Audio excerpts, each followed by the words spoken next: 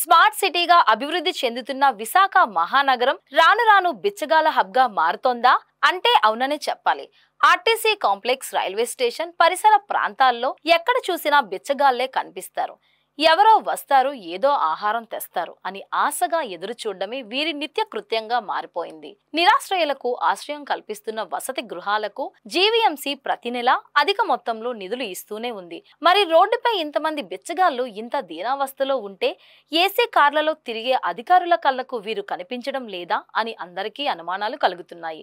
అయిన వారికి దూరంగా కొందరు, అనాథలు ఇంకొందరు ఈ గృహాలలో ఉంటున్నారు. మురికివాడల్లో సేవలు అందించడంలో అనుభవం గల స్వచ్ఛంద సంస్థలు వీరి కోసం గృహాలను నిర్వహిస్తున్నాయి.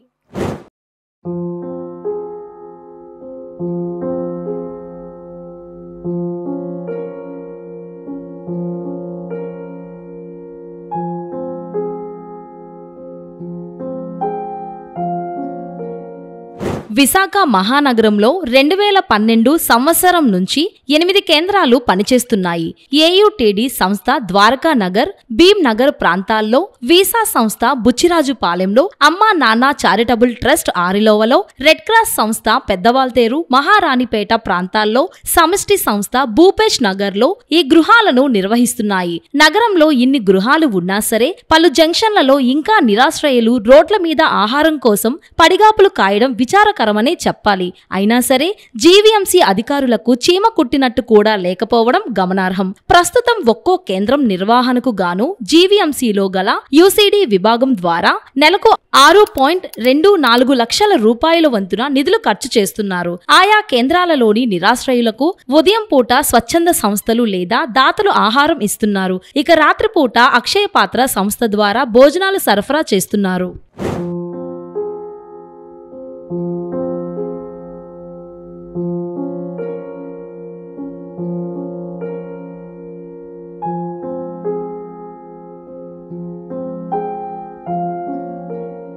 విశాఖలో 3-4 గృహాల్లో తప్ప మిగిలిన గృహాల్లో తగినంత మంది నిరాశ్రయులు లేకపోవడంతో స్వచ్ఛంద సంస్థలు నిధులు స్వాహా చేస్తున్నాయని ఆరోపణలు వినిపిస్తున్నాయి. పెద్ద మొత్తంలో నిధులు ఇస్తున్నప్పుడు అవి సద్వినియోగం అవుతున్నాయా లేదా అని అధికారులు ఎప్పటికప్పుడు తనిఖీలు కూడా చేయడం లేదని ఆందోళన వ్యక్తం అవుతోంది. మరోవైపు నెలవారీ సమీక్షలు ఎటూ లేవు. దీంతో జీవీఎంసీ ఇస్తున్న నిధులు నిరాశ్రయుల కన్నా స్వచ్ఛంద సంస్థలకే బాగా ఉపయోగపడుతున్నాయని చెప్పాలి. నిరాశ్రయుల సంఖ్యతో సంబంధం లేకుండా అందరికీ ప్రతి నెల 6.24 లక్షలు ఇవ్వడంతో స్వచ్ఛంద సంస్థలకు కాసుల పంట కురుస్తుందని పలువురు చెబుతున్నారు. ఫలితంగా స్వచ్ఛంద సంస్థలకు కాసులు, బిచ్చగాళ్లకు పస్తులు మిగులుతున్నాయని ఆందోళన కలుగుతోంది. జీవీఎంసీ, పోలీస్ శాఖ, స్వచ్ఛంద సంస్థలు కలిపి స్పెషల్ డ్రైవ్ ద్వారా రోడ్లపై ఉన్న బిచ్చగాళ్లను వసతి గృహాలకు తరలించాలని పలువురు కోరుతున్నారు.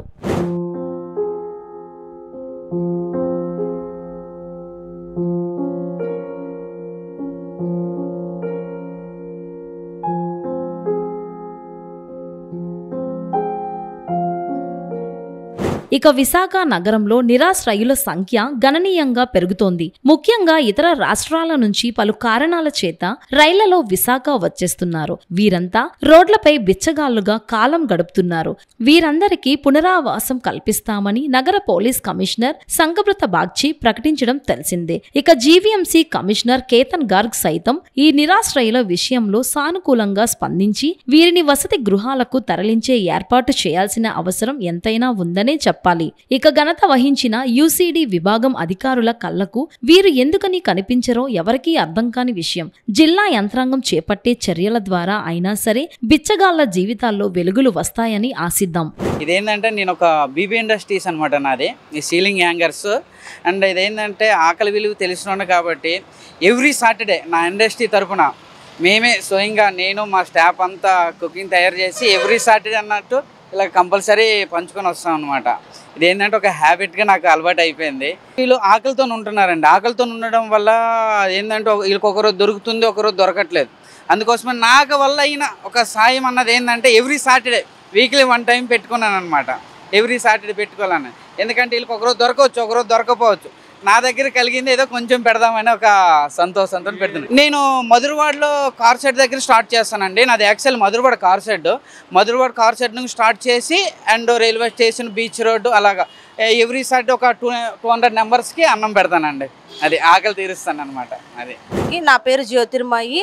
నేను 15 సంవత్సరాలుగా ఏయుటిడి జీవీఎంసీ హోమ్లెస్ షెల్టర్లో మేనేజర్గా పనిచేస్తున్నాను.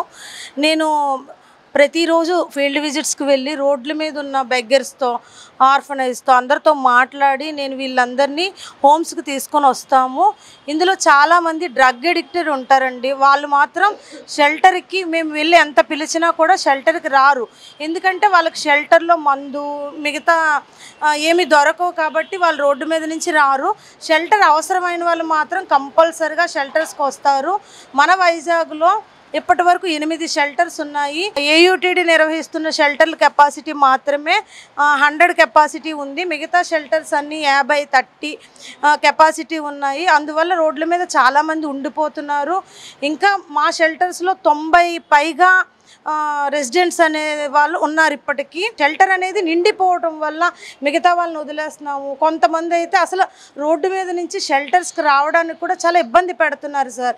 ఎందుకంటే వాళ్ళు గంజాయికి, నెక్స్ట్ మందుకి, మిగతా దీనికి అలవాటు పడిపోయి రోడ్ల మీదే ఎవరో ఫుడ్ తెచ్చి ఇవ్వడం వల్ల, లేకపోతే డబ్బులు ఇవ్వడం వల్ల దీనికి వాళ్ళు బాగా ఎడిక్ట్ అయిపోయి వాళ్ళు షెల్టర్కి వస్తే ఇంకా ఎవరు డబ్బులు ఇవ్వరు, ఇదంతా చేయరు. కాబట్టి వాళ్ళు ఇంకా రోడ్డు మీద నుంచి రావడానికి ఇష్టపడట్లేదు.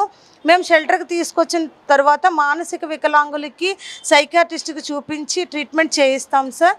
ఫుడ్ అనేది 3 పూటలా మేము హైజీనిక్గా పెట్టడం జరుగుతుంది. దీనివల్ల షెల్టర్ అవసరమైన వాళ్ళకి హెల్త్ ఫెసిలిటీ కూడా కల్పిస్తున్నాము.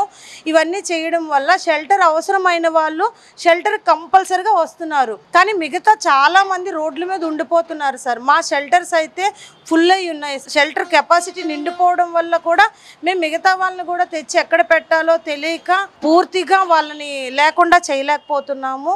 మీరు ఇంకా దీనికి మిగతా షెల్టర్లు, కొత్త షెల్టర్లు అనేది కల్పించి వీళ్ళందరికీ కూడా ఆశ్రయం కల్పించాలని కోరుకుంటున్నాం.